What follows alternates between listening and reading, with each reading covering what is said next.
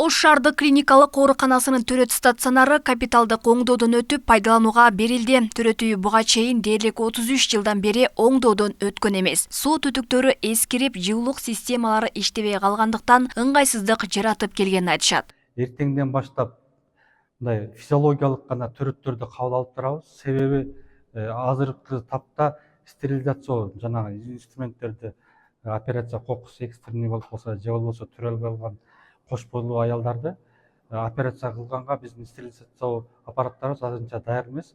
Ага бир 2-3 күн убакыт керек экен. Эртеңден баштап Кудай буюрса ошол жана бир гана физиологиялык, анан патология бөлүмү толук кандуу ачылды, гинекологиялык бөлүмү толук кандуу ачылды, ОПН ачылды, балдардын жандандыруу бөлүмү бүт баары жаңы заманбап болду. Чыгып көрүп элге көрсөтсөңүздөр болот. Учурда төрөт үйү заманбап шартта оңдоп түзөөдөн өткөрүлүп, 195 орундукка ылайыкталды. Анда операциялык бөлмөлөр кеңейтилип, талапка ылайык кирүү эшиктери электрондоштурулган. Өзүңүздөр көрүп тургандай, бул биздин азыркы жаңы капиталдык оңдоп түзөөдөн өткөн абалы операционный обочобуз болуп эсептелинет. 2 операциялык блогубуз бар. Бул биринчиси, бул жакта экинчи операциялык. Эшиктерди көрдүңүздөр, азыркы талапка, заманбап талапка жооп бере турган эшиктер.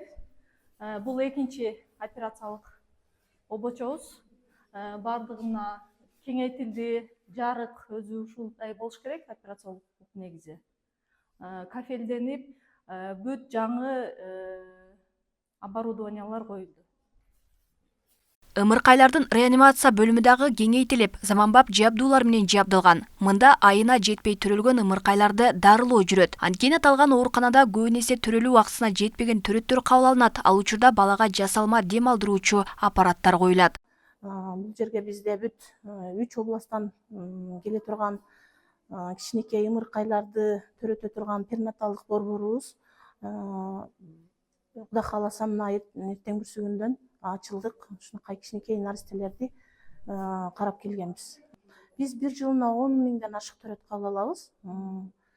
Бүт областтан келген аябай эрте төрөттөрдү көп кабыл алабыз. 1 килограмм 900 граммдан тартып, ушул 3 килограммга чейин барларды, оорукчан балдарды эрте төрөлгөндөрдү. Жасалма дем алдыруу аппараты жок деп айтты. Бирөө эле, экөө болчу, бирөө жетишпей калды. Бул эң керектүү нерсе.